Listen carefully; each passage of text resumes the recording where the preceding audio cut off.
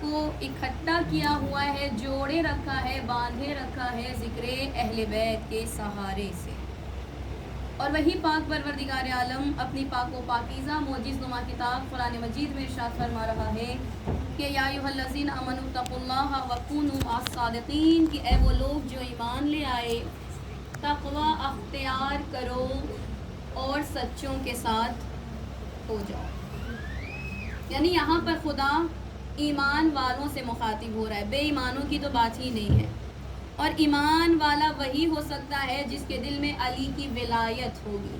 بے شک تو خدا ان لوگوں سے مخاطب ہے جو ایمان لے آئے، اور ایمان وہی لا سکتا ہے جس کے دل میں اہل بیت کی ولایت ہے، اہل بیت کی معرفت ہے۔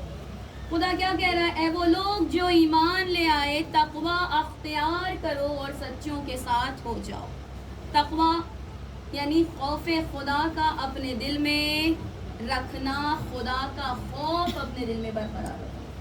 اب اس کا مطلب یہ نہیں ہے کہ ہم اللہ میاں سے ڈرتے ہیں بہت، اللہ میاں نعوذ باللہ بڑا کریم ہے، بڑا رحیم ہے، بڑا بخشنے والا ہے۔ خدا کا خوف اپنے دل میں رکھنے، اس کا کیا مطلب ہے؟ چاہے مجمع میں ہو، چاہے تنہائی میں ہو، چاہے لوگوں کی بھیڑ میں ہو، چاہے بازار میں ہو، انسان کے اندر ایک ایسا خوف ہونا چاہیے جو اسے برائی کرنے سے روکے۔ اب میری بہنیں بیٹھی ہوئی ہیں، میں بہنوں کے حوالے سے چند جملات عرض کر دوں کہ جب کوئی بیٹی اپنی زبان کھولے تو 100 مرتبہ کھولنے سے پہلے سوچے کہ یہ جملہ کہیں میری ماں کے دل کو تکلیف تو نہیں پہنچا رہا۔ اگر اس کے دل میں خوف خدا ہوگا تو بولنے سے پہلے 100 مرتبہ سوچے گی کہ میں نے یہ جملہ کہیں میرے ماں کو تکلیف تو نہیں پہنچا گیا، کہیں میرے ماں کی دل آزاری تو نہیں کر گیا۔ کیونکہ جب ایک انسان بولتا ہے تو پھر بولتا ہی چلا جاتا ہے، کوئی روک کوئی ٹوک، نان سٹاپ جب انسان کی زبان کھل جائے۔ اسی لیے تو روایتوں میں ملتا ہے کہ آدھا سے زیادہ لوگ جو جہنم میں ڈالے جائیں گے وہ انسان کی زبان کے ذریعے سے۔ جب ہم بولتے ہیں تو پھر سمجھ میں نہیں آتا، پھر ہنسی میں بھی کیا بولتے ہیں، پھر مذاق میں بھی کیا بولتے ہیں، پھر سیریس میں بھی کیا بولتے ہیں، پھر حقیقت میں بھی کیا بولتے ہیں، پھر آخر میں یہ تو مذاق تھا۔ سامنے والے کا دل چھلنی ہو گیا، ہم نے کہا یہ تو مذاق تھا۔ تو ارباب کرام عزیزان گرامی، خدا کیا کہہ رہا ہے کہ اپنے دل میں خدا کا خوف رکھو۔ یعنی اگر تم تنہائی میں بھی ہو تو تمہیں ایک ایسا خوف تمہارے دل میں پیدا ہونا چاہیے کہ میں ایسا کوئی کام نہ کر جاؤں کہ جس کے بعد میرا خدا مجھ سے ناراض ہو جائے۔ خدا قرآن میں کیا کہہ رہا ہے؟ میں تمہاری شے رگ سے زیادہ تم سے قریب ہوں۔ یہی تو ہماری غلط فہمی ہے کہ جب ہم گناہ انجام دیتے ہیں تو ہمیں ایسا لگتا ہے کہ خدا بہت دور ہے۔ در حقیقت خدا ہمارے بہت قریب ہوتا ہے۔ میں نے یہ واقعہ عرض کیا تھا، یقیناً بہت سارے لوگوں نے سنا ہوگا، لیکن پھر بھی تذکراً یہاں پہ عرض کرتی چلوں کہ ایک استاد تھے، انہوں نے اپنے شاگردوں سے کہا کہ ایک ہوم ورک ہے، تمہیں کل آنا ہے، اسے کر کے آنا ہے۔ کون سا ہوم ورک؟ ایک ایک پرندہ ایک ایک شاگرد کو دے دیا اور کہا جب آنا نیکسٹ ڈے تو اسے ذبح کر کے آنا، لیکن شرط یہ ہے ایسی جگہ پہ مارنا جہاں پر کوئی دیکھنے والا نہ ہو۔ اب چونکہ جب اسکول لائف ہوتی ہے، جب کالج لائف ہوتی ہے، تو جو بچے ہوتے ہیں ان کا یہ جذبہ ہوتا ہے کہ استاد نے ہوم ورک دیا ہے، سب سے پہلے ہمیں کر کے جانا ہے، تاکہ جب ہم استاد کے پاس پہنچے تو استاد ہمیں کہہ کے شاباشی دے، گڈ کہے، ہمیں احسن تم کہے کہ بہت اچھا بچہ ہے۔ بہرحال ہر کوئی، کیونکہ استاد نے شرط یہ رکھی تھی ایسی جگہ تمہیں مارنا ہے جہاں پر کوئی دیکھنے والا موجود نہ ہو، جہاں تمہارے علاوہ تمہارے عمل کو دیکھنے والا کوئی موجود نہ ہو۔ اب چونکہ استاد نے یہ شرط رکھی تھی ایسی جگہ مارنا ہے جہاں کوئی دیکھنے والا نہیں ہونا چاہیے، تمہارے اس عمل سے کوئی دوسرا واقف نہ ہو جائے۔ اب دوسرا دن آیا، سب لوگ اپنے اپنے گھر گئے، اپنے اپنے گھروں میں جانے کے بعد اپنی اپنی پلیس دیکھ کے، اپنی اپنی جگہ دیکھ کے، ڈھونڈ کے، تلاش کر کے پرندے کو ذبح کر دیا، مار دیا اور آئے۔ استاد نے ایک بچے سے پوچھا تم نے کہاں مارا؟ اس نے کہا پتہ ہے استاد آپ کو، میرے گھر میں بہت سارے لوگ تھے، ان لوگوں کو ایک کمرے میں شفٹ کیا، میں دوسرے کمرے میں چلا گیا، وہاں پہ جانے کے بعد میں نے کمرہ بند کیا، دروازہ بند کرنے کے بعد اسے میں نے ذبح کیا، جب میں نے اسے ذبح کیا تو کوئی دیکھنے والا موجود نہیں تھا۔ کہا گڈ۔ دوسرے کو بلایا، بتاؤ تم نے کہاں مارا؟ کہا میں تو اپنے بیڈ روم میں چلا گیا، بیڈ روم میں جب گیا تو بیڈ روم میں بیڈ کے نیچے چلا گیا، بیڈ کے نیچے جانے کے بعد دھیرے سے میں نے اسے قتل کر دیا جہاں پر کوئی دیکھنے والا نہیں تھا۔ تیسرے بندے کو بلا کے پوچھا تم نے کہا مارا، تو تیسرے نے کہا میں تو باتھ روم میں چلا گیا، وہاں پہ جا کے میں نے اسے ذبح کر دیا جہاں پر کوئی دیکھنے والا نہیں تھا۔ الغرض ہر کوئی اپنی اپنی پلیس، اپنی اپنی جگہ بتاتا رہا۔ آخر میں ایک شاگرد ایسا بھی تھا جس کے ہاتھ میں پرندہ زندہ کا زندہ تھا۔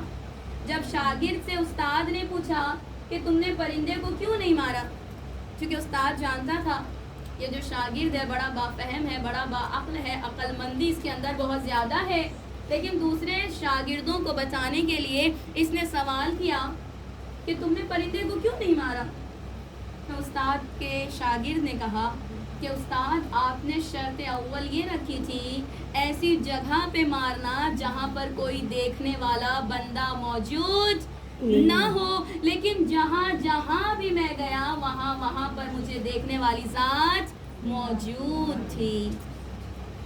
دوسرے شاگردوں نے کہا کہ اتنی وسیع اور اس کائنات میں تمہیں کوئی ایسی جگہ نہیں ملی جہاں پر کوئی دیکھنے والا بندہ موجود نہ ہو؟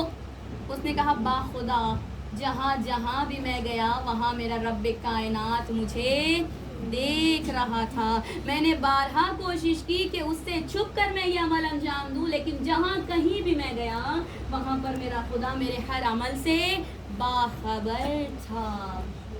یہ تو ہم سوچتے ہیں کہ ہم نے ایسا کر لیا، ہم نے ویسا کر لیا، کوئی دیکھنے والا نہیں۔ حقیقی معنوں میں وہ ذات مطلق ہے جو ہمارے ہر اعمال سے باخبر ہے۔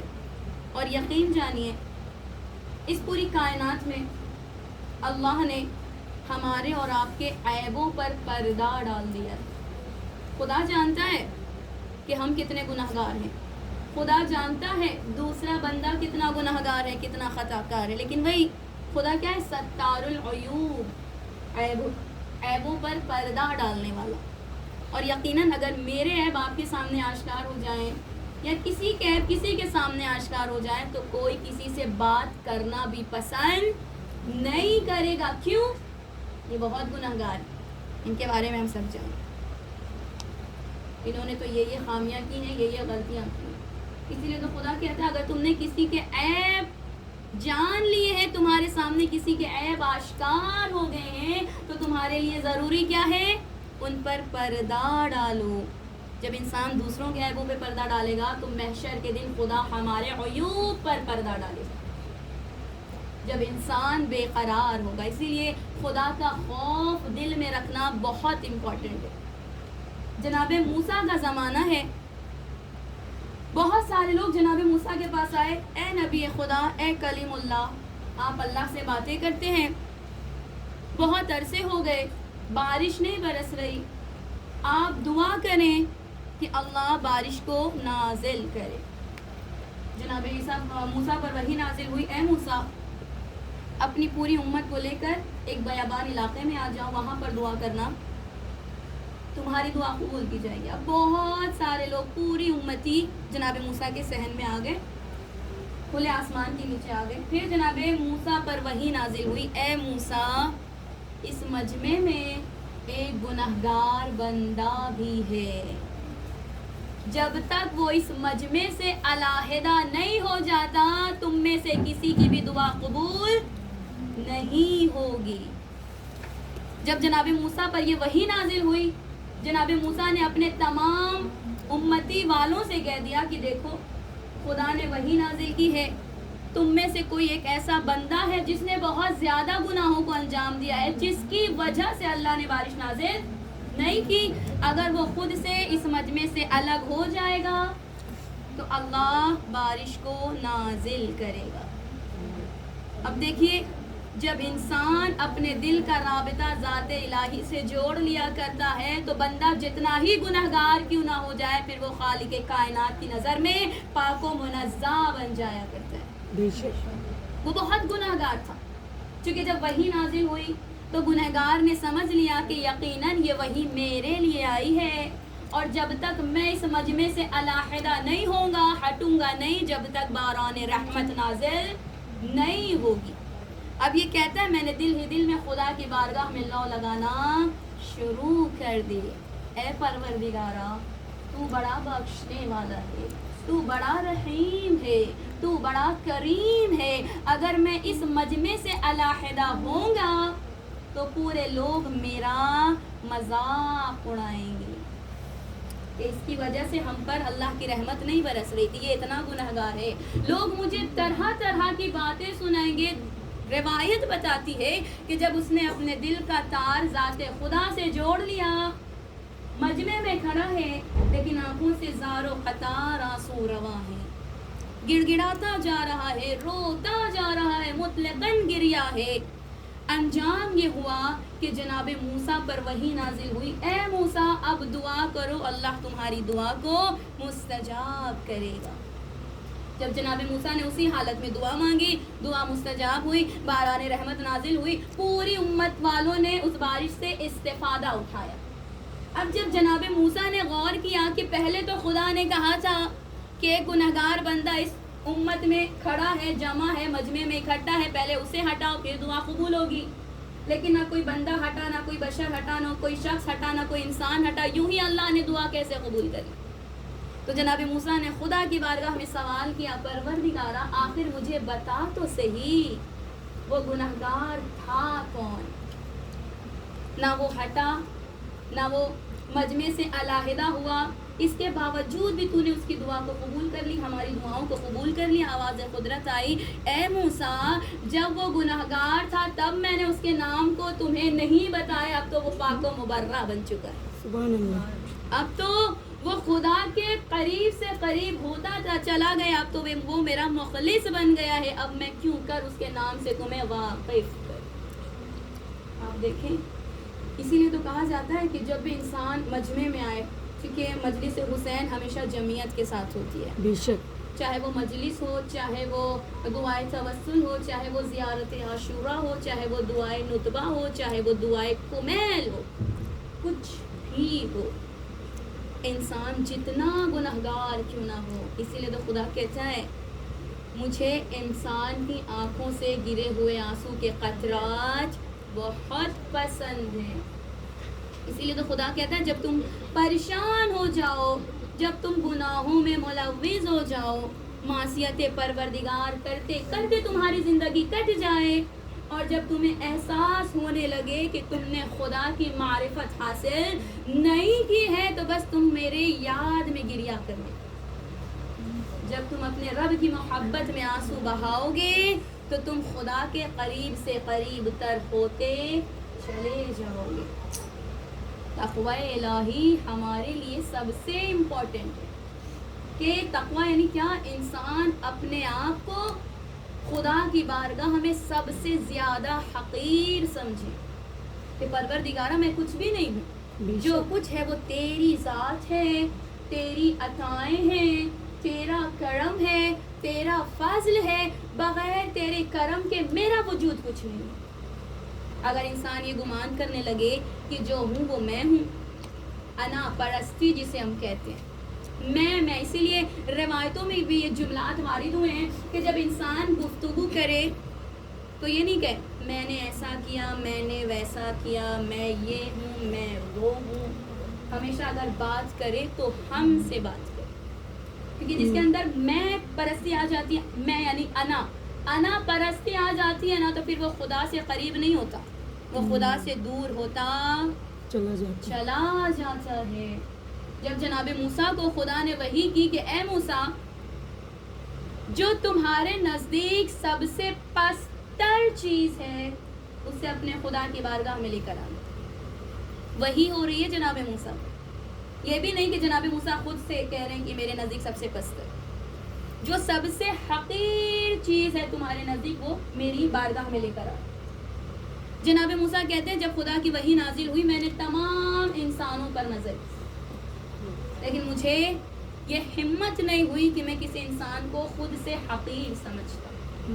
پھر میں نے تمام حیوانات پر نظر دوڑائی، حیوانات پر نظر دوڑانے کے بعد بھی مجھے کوئی حقیر نظر نہیں آیا، لیکن میرے ذہن میں یہ بات تھی کہ خدا نے مجھ سے کہا ہے جو تمہاری نظر میں سب سے حقیر ہے وہ میرے پاس لے کر آؤ. جناب موسیٰ کہتے ہیں چلتے چلتے میری نظر ایک خارش شدہ کتے پر گئی جو بہت لاغر و کمزور، بہت کمزور سا تھا، لاغر سا تھا. جناب موسیٰ نے کیا کیا؟ اس کی گردن میں رسی باندھی، گلے میں رسی ڈالی اور اسے لے کر چلے. ان کے ذہن میں یہ خیال آیا کہ یہ سب سے پستر چیز ہے، سب سے حقیر شے یہ کتا ہے. بس یہ ارادہ کر کے جناب موسیٰ اس کے گردن میں انہوں نے رسی ڈالی، گلے میں رسی ڈالی اور رسی ڈالنے کے بعد لیتے ہوئے چلے. جب لیتے ہوئے جناب موسیٰ بڑے ہیں کوہ طور پر، تو لے جا ہی رہے تھے کہ ذہن میں خیال آیا کہ میری کیا اوقات کہ میں کسی شے کو پستر جانوں یا حقیر شمار کروں. بس جیسے ہی ان کے ذہن میں یہ خیال آیا، ایک درود پڑھ کے تھوڑا اللہم صلی اللہ محمد، زبان کے ساتھ دل بولو. جناب موسیٰ کہتے ہیں کہ جیسے میرے ذہن میں یہ خیال آیا کہ میری کیا اوقات کہ میں کسی جانور کو بھی خود کی ذات سے پستر جانوں یا حقیر شمار کروں. میں کون ہوتا ہوں؟ میں بھی خدا کا خلق کیا ہوا بندہ ہوں، یہ بھی جانور خدا کا خلق کیا ہوا ہے. بس یہ کہہ کے جناب موسیٰ نے اس کی گردن سے رسی کو نکالا، کوہ طور پہ چلے. جب کوہ طور پر گئے ہیں جناب موسیٰ، خدا کی بارگاہ میں راز و نیاز کیا. جب گفتگو تمام ہوئی، جناب موسیٰ پر پھر وہی ہوئی، اے موسیٰ میں نے تمہیں کام دیا تھا، وہ کام کیوں نہ کیا؟ کہا پروردگارا مجھے کوئی ایسی شے نہیں ملی جو مجھ سے بھی زیادہ پستر تھی، جو سب سے زیادہ حقیر تھی. آواز قدرت آئی، اے موسیٰ اگر تم اس کتے کو بھی لے کر آ جاتے تو تمہارا نام نبوت کے زمرے سے نکال دیا جاتا. یعنی یہ بزرگ طلبی، انا پرستی خدا کی ذات کو پسند نہیں ہے، اور شاید یہی سبب بنتا ہے کہ انسان ذات خدا سے دور ہوتا چلا جاتا. آپ دیکھیں جب ایک کتے کو خدا برداشت نہیں کر سکتا کہ اسے حقارت کی نگاہ سے دیکھا جائے، واللہ عالم، تو جب خدا کسی بندے کو دیکھتا ہوگا کہ کوئی بندہ کسی بندے کو ضلالت اور حقارت کی نظر سے دیکھ رہا ہے، تو جانے خدا اس بندے کے ساتھ کیا سلوک کرے. انسان چند دن کا مہمان ہے اس دنیا میں. آپ دیکھیں یہ دولت، یہ شہرت، یہ روپیہ، یہ پیسہ، یہ پراپرٹی، یہ جائیداد کچھ بھی نہیں ہے. آج میرے پاس ہے، کل کسی اور کے پاس، کل کسی اور کے پاس، پرسوں کسی اور کے پاس. اگر آخرت میں انسان کے ساتھ کوئی شے جانی ہے وہ اعمال صالح. کیا کریں گے دولت دنیا کما کے جبکہ ہمارا ایمان صحیح نہیں ہے؟ کیا کریں گے ایسی دولت کو جمع کر کے جو مرنے کے بعد بھی ہمارے کام نہیں آ سکے گی؟ اسی لیے کہا جاتا ہے جب انسان کسی سے گفتگو کرے تو مزاج میں تواضع ہونا چاہیے. تواضع کہتے ہیں انکساری، نرمی. الحمدللہ نرمی، لہجہ نرمیت کے ساتھ ادا ہو. یہ نہ ہو کہ ہم ذاکرہ ہیں بھائی، ہم ملانی ہیں، ہم فلاں ہیں، ہم فلاں ہیں. انسان جتنا بھی پڑھ لکھ لے، جب تک زبان اس کی صحیح نہیں ہوتی اس کے علم کا اظہار نہیں ہوتا. ایک شخص اپنی زوجہ کے ساتھ دسترخوان پہ بیٹھا ہوا کھانا نوش فرما رہا تھا. دیکھیے بہت سارے لوگ ہوتے ہیں جن کے پاس دولت دنیا آ جاتی ہے تو پھر بھول جاتے ہیں کہ یہ دولت یہیں کی یہیں رہ جائے گی. جو آخرت میں ہمارے ساتھ جانے والی شے ہے وہ انسان کا عمل ہے. زوجہ کے ساتھ بیٹھ کے کھانا کھا رہا تھا. اب اسی اثنا میں کسی سائل نے دروازہ کھٹکھٹایا. جب دروازہ کھٹکھٹایا تو زوجہ کو کہا جا کے دیکھو کون ہے جو اس وقت دروازہ کھٹکھٹا رہا ہے. زوجہ نے دیکھا دروازے پر ایک فقیر ہے، ایک سائل ہے. جیسا کہ میں نے عرض کیا کہ انسان کا مزاج نرم ہونا چاہیے، انکساری اس کے لہجے سے جھلکنا چاہیے، اور اس وقت اور انسان کو نرم روی اختیار کرنا چاہیے جب اللہ نے ہمیں دولت دنیا سے عطا کیا. جیسے اس کی زوجہ نے کہا کہ ایک فقیر، ایک سائل ہے جس نے روٹی کا سوال کیا ہے، بس اتنا سننا تھا. اسے غصہ آ گئی. اور غصہ اس قدر اس کا بڑھنے لگا کہ وہ دروازے پہ آیا اور اس نے اس سائل کو حقارت سے ذلیل کیا اور رسوا کر کے اپنے دروازے سے بھگا. اب جب وہ چلا گیا تو یہاں پر دیکھیں جب اللہ دیکھتا ہے نا کہ کسی کا دل کسی کی وجہ سے دکھ رہا ہے تو پھر اللہ کہتے ہیں نا دنیا مکافات عمل ہے, جیسا کرو گے ویسا بھرو گے. اب کچھ عرصے نہیں گزرے جو شوہر اپنی بیوی کے ساتھ کھانا کھا رہا تھا اس کا عالم یہ ہو گیا کہ کھانے پینے کی تکلیفیں ہونے لگی. جب کھانے پینے کی تکلیفیں ہونے لگی پورا کاروبار برباد ہونے لگا. اس قدر برباد ہو گیا کہ وہ خود فقیر ہو گیا. جب وہ فقیر ہوا تو زوجہ نے بھی اسے طلاق دے دی. اب جب زوجہ نے اسے طلاق دی تو زوجہ نے دوسری شادی کر لی. اب جب زوجہ نے دوسری شادی کر لی تو کہا جاتا ہے کہ اس کی زوجہ اپنے دوسرے شوہر کے ساتھ بیٹھی کھانا کھا رہی تھی.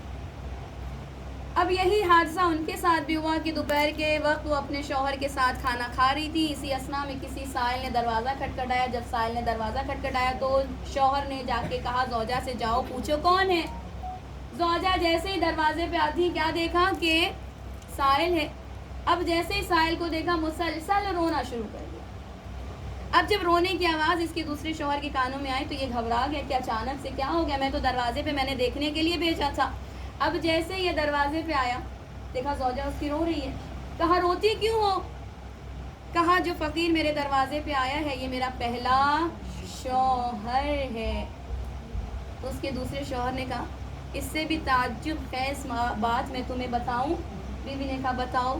کہا میں وہی فقیر ہوں کہ جو تمہارے دروازے پہ آیا تھا اور تم میاں بیوی کھانا کھا رہے تھے. تمہارے شوہر نے مجھے ذلیل کر کے بھگا دیا تھا لیکن وہ اس کا کردار تھا, یہ میرا کردار ہے. اس نے مجھے خالی پلٹایا تھا, میں اسے عطا کر کے اپنے دروازے سے رخصت کر. اللہم صلی علی محمد و لبیک یا حسین, لبیک یا زینب, لبیک یا مہدی. کربلا جانے کی حاجت ہے دونوں ہاتھ بلند کر کے نعرہ حیدری حیدری حیدری. امام حسین علیہ السلام کے لیے بآواز بلند سلوات.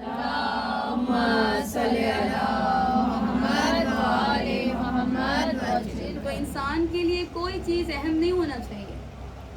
اگر حقیقی معنوں میں کوئی چیز امپورٹنٹ ہے اس کے لیے تو اس کا تقویٰ ہے جو آخرت میں بھی کام آئے گا, قبر کی منزل میں بھی کام آئے گا. اور یقیناً یہی مزاج یہی تقویٰ ہونا چاہیے جو محشر میں اسے بی بی سیدہ کے سامنے سرخروش کرے گا. فرش حسین پہ آتے ہیں مجلس حسین کرنے کے لیے. اور جیسے جیسے چونکہ ایک مہینہ گزر گیا ہے, سفر کا مہینہ شروع ہو گیا الحمدللہ, دیکھتے دیکھتے دن بھاگ رہے ہیں.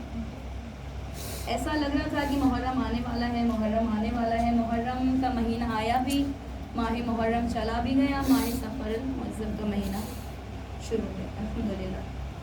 اب سفر کی ابتدائی تاریخیں جو ہوتی ہیں اس میں ہوتا یہ ہے کہ کچھ لوگ شام کی تیاری میں لگ جاتے ہیں, کچھ لوگ اربعین کی تیاری میں لگ جاتے ہیں. اور یقیناً جو لوگ جاتے ہیں وہ ان کی خوش نصیبی ہوا کرتی ہے, اور جو لوگ نہیں جاتے ہیں وہ ان جانے والوں کو حسرتوں سے دیکھتے ہیں کہ انشاءاللہ آج یہ جا رہے ہیں, آنے والے سال میں خدا نے چاہا تو ہم جائیں گے. یقین جانیے جیسے جیسے سفر کی تاریخ بڑھتی ہے نا اور سننے میں خبر آتی ہے کہ فلانی بھی جا رہی ہیں, فلانی بھی جا رہی ہیں, فلانی بھی جا رہی ہیں, تو دل میں ایک ایسا درد اٹھتا ہے, مولا کیا ہم اس قابل نہ تھے کہ آپ اپنے حرم کی زیارت کے لیے ہم جیسے گناہگاروں کو بھی بلاتے. ہو سکتا ہے اس میں بھی آپ کی کچھ مصلحت ہوگی. کہا جاتا ہے یقین جانیے کہ جب اربعین کی لسٹ بنائی جاتی ہے نا کون کون اربعین جائے گا, تو لسٹ بنانے والی ہستی مولا عباس کے ذات اقدس ہوا کرتی ہے. مولا عباس کی بارگاہ میں مولا نہیں معلوم اس سال جانا نصیب ہوگا یا نہیں ہوگا. جو لوگ جا رہے ہیں ان کو حسرتوں سے ہم دیکھیں گے, اس یقین کے ساتھ کہ خدا نے چاہا تو آئندہ سال ہم بھی اسی کارواں میں شامل ہوں گے. اور یقین جانیے अरबईन उसकी याद में मनाया जाता है, जिसे करबला के मैदान में 3 दिन का भूखा प्यासा शहीद कर दिया। वो हुसैन कि खुद इमाम ज़माना ज़ियारत नाहिया में फरमाते हैं, मेरा सलाम करबला के उस गरीब हुसैन पर, हर एक अंगूठी के खातिर जिसकी उंगली काटी गई, तो मेरा सलाम करबला के उस गरीब हुसैन पर, अरे जिसके लाशे पे घोड़े दौड़ाए गए, ओ मेरा सलाम करबला के उस मुसाफिर हुसैन पर, तो जिसकी दाढ़ी को खून से खिताब किया गया। बीबी ज़ारा फरमाती है, मेरे हुसैन पे ऐसे रोया करो जैसे कोई बूढ़ी माँ अपने जवान की मैयत पे बैठ के गिरिया करती है। जज़ाकल्लाह जज़ाकल्लाह। औलाद वाली बीवियाँ बैठी हुई हैं, माँओं का मजमा है। अपनी औलाद को दरमियान में रख के मसाइब का फ़िक्रा करिएगा, फिर सकीना की गुर्बत पे आंसू बहाइएगा। कनीज़ान ज़हरा, एक औरत के जीने का 2 ही सहारा होता है, एक शौहर का साथ, दूसरे औलाद के सहारे जी लिया करती है। मगर मेरा सुहाग करबला में उजड़ गया, एक 6 महीने का बच्चा था। जज़ाकल्लाह। औलाद वाली बीवियां हैं, माँओं का मजमा है। अपनी औलाद को दरमियान में रख के गुर्बत रबाब को सुनिएगा, फिर जनाब सकीना की गुर्बत में आंसू बहाइएगा। कनीज़ान ज़हरा, जब 11 मुहर्रम की सुबह नमदार हुई, एक मर्तबा उमर साद ने हुक्म दिया सरों को शुमार किया जाए। जब सरों को शुमार किया जाने लगा तो एक सर नजर नहीं आ रहा था। किसी जालिम ने कहा, मैंने देखा था असरे अशूर हुसैन ने असगर के लाशे को करबला की जमीन में छिपा दिया था। उमर साद ने हुक्म दिया, हाथों में नेज़ा लिए हुए सरज़मीन करबला पर बिखर जाओ। रिवायत बताती है, जालिम अपने अपने घोड़ों पर सवार हो गए, हाथों में नोकीले नेज़े लिए हुए। यहाँ फिज़ा दुआ करती है, नवाज़ दुआ करो, अल्लाह तेरे बच्चे की खैर करे। बाप ने तड़प के कहा, ऐ अम्मा फिज़ा, कौन सी क़यामत टूटने वाली है? बस यहाँ पे कनीज़ान ज़हरा ज़ालिम घोड़ों पर सवार होने लगे, हाथों में नेज़ा लिए हुए सरज़मीन करबला पे नेज़ा चुभाते जाते थे, अली असगर का लाशा ढूंढते जाते थे। एक मर्तबा खुदा लानत करे उस ज़ालिम पर, अब जो नेज़ा उतारा है सरज़मीन करबला पे, अब जो नेज़ा उसने बाहर निकाला, खाली नेज़ा बाहर नहीं आया, अली असगर का नन्हा सा लाशा उस नेज़े के साथ बाहर आ गया। ज़ालिम घोड़े पे सवार था, घोड़ा दौड़ा रहा था, पीछे पीछे 4 बरस की सकीना। ऐ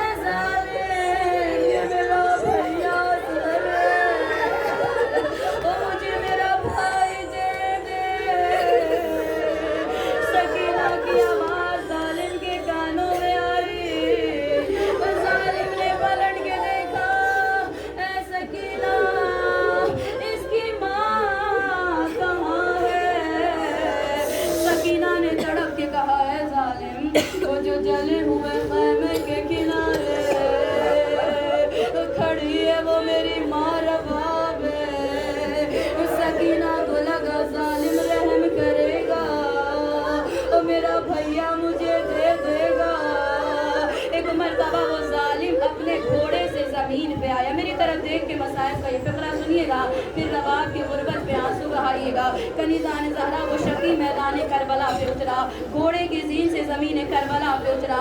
एक मरतबा रबाब की तरफ देखा, चेहरे पे हंसी नुमाया हुई, असगर के लाशे को अपने जानू पे रखा, एक खंजर निकाला, असगर के गले पे फेरना शुरू कर दिया।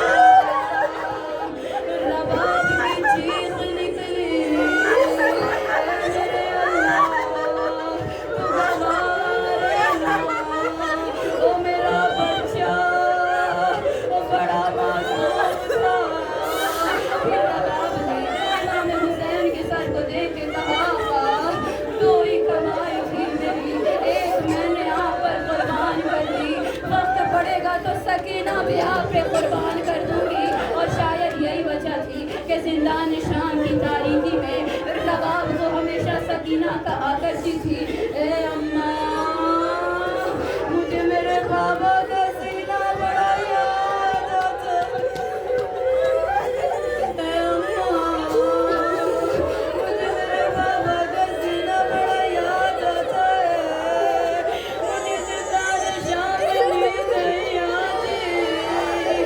रावी बयान करता है, एक मर्तबा सकीना जिंदान शाम की दीवारों का सहारा लिए हुए सैयद सज्जाद के करीब आई। जब सैयद सज्जाद के करीब आई, भैया सज्जाद आज सकीना आपसे सवाल करने आई है। सैयद सज्जाद ने तड़प के कहा, सकीना क्या सवाल है? सकीना ने तड़प के कहा, भैया इतना बता दीजिए, प्यास की कितनी मंजिलें हुआ करती है? बस इतना सुनना था। इमाम सज्जाद रोने लगे। इमाम ने तड़प के कहा, प्यास की पहली मंजिल ये होती है कि आंखों के सामने धुआं हो जाता है। एक मर्तबा सकीना ने जनाबे ज़ैनब का रुख करके कहा, अम्मा ज़ैनब, असरे आशूर, ओ मेरा बाबा बहुत प्यासा था, और बाबा को कुछ दिखाई नहीं देता था। सकीना ने पूछा, प्यास की दूसरी हालत क्या होती है? सैयद सज्जाद ने तड़प के कहा, सकीना प्यास की दूसरी हालत ये होती है, ज़बान में कांटे पड़ जाते हैं। बस इतना सुनना था। उम्मे लैला की तरफ रुक करके कहा, अम्मा लैला, असरे आशूर, जब मेरा भैया अकबर बाबा के पास आया था, और बाबा हुसैन ने अपनी ज़बान अकबर की ज़बान में डाली थी, अकबर ने धड़क के कहा था, बाबा आपकी ज़बान में कांटे पड़ गए। जज़ाकल्लाह जज़ाकल्लाह। बस तड़प के सकीना ने कहा, भैया प्यास की तीसरी हालत क्या होती है? सैयद सज्जाद ने तड़प के कहा, प्यास की तीसरी हालत ये होती है कि जिस तरीके से मछली को पानी से निकाल दिया जाता है, मछली कभी मुंह खोलती है, कभी बंद करती है, कभी खोलती है, कभी बंद करती है। सकीना तड़प गई, रबाब की तरफ रुख किया।